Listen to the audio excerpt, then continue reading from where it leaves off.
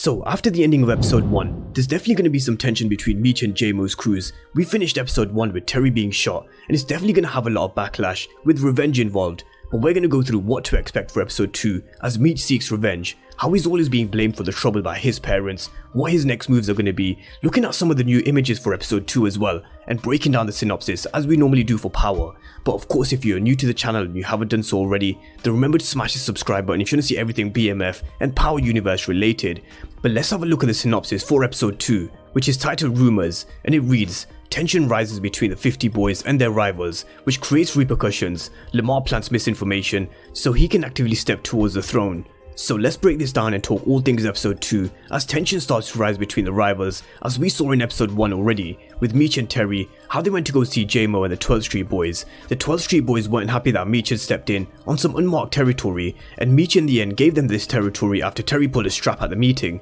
And there's definitely going to be some more tension after the ending of episode 1 when Terry was shot. And here's the thing, with Black Mafia family being based on a true story with Demetrius and Terry Flannery, this actually happened. Terry was shot outside his baby mom's house and he lost his eye, but in real life they never found out who was really behind the gun and who shot Terry. So I don't know whether they're going to go down this same route, but we all know that Lamar wants his throne back, and when he hit Meech after seeing him with his girl, he warned him that next time he's not going to miss. And Lamar definitely is a crazy character, which I'm going to get to later on in this video, and we're going to have a look at his character description as well.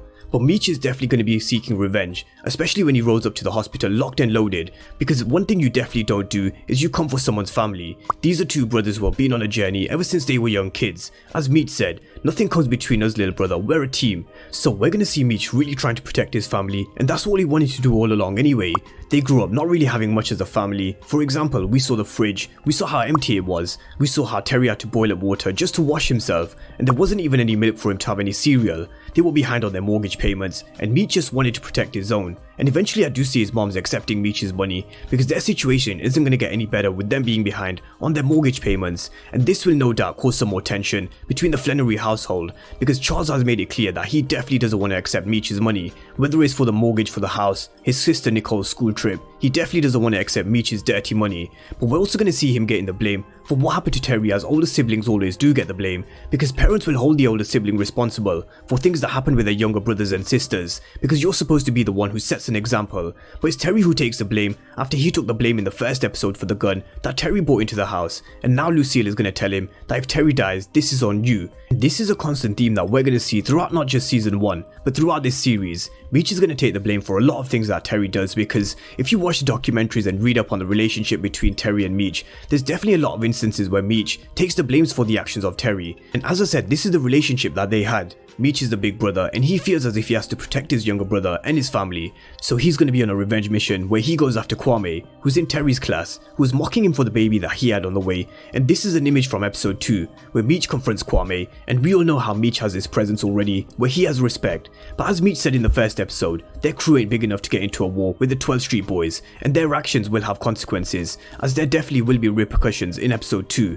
No doubt the 50 and the 12th Street Boys will come face to face, and as problems start to brew between the two crews, this is where Lamar is going to try and step in and take advantage of the situation. He's going to plant some misinformation, which Meech will probably act on, so there's a path towards the throne. Now we learn that Lamar was a legend on these streets, which he used to terrorize. He just came out of a mental health institution after 2 years, and the first thing that he saw was his girl with Meech. But that's not what he was pissed about. He used to run these streets and these corners that have been taken by the 12th Street and the 50 boys. And as Meech and JMO's beef starts to pick up, this is where Lamar will try and take advantage of this whole situation.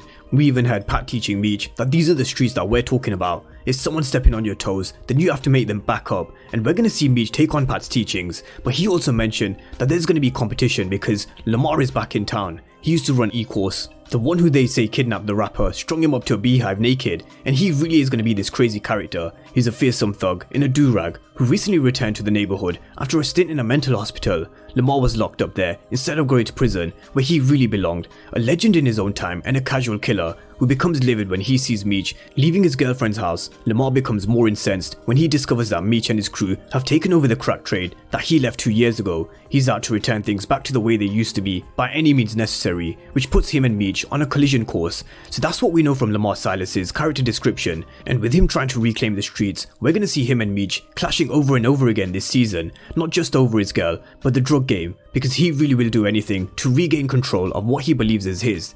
and he proved to us that he's someone who rides solo when he turned down the offer from JMO at the club to work with them. But to regain control over these streets, he's gonna need some more muscle, and he may be on his own for now, but for how long? Because he could very well take up JMO's offer or even someone else later on, which is what we know from JMO's character description. Now of course, we all know that Terry's gonna be okay, and when he's back, him and Meech will be back up with a brand new idea to start selling their drugs as they step up their drug operation. But let's run through a few of the images for episode 2 that have been released. There's Meech and B Mickey, who's effectively the third in command to Meech and Terry, who's been with them since day one, and he's never one to shy away from the violent side of the streets. He's a shooter, but he's someone who's secretly sleeping with someone else that could jeopardize the integrity of their crew. So who he's sleeping with, I'm sure we'll find out soon enough. There's Meech, who's going to be stepping to Kwame, of course, as we went through earlier on in this video.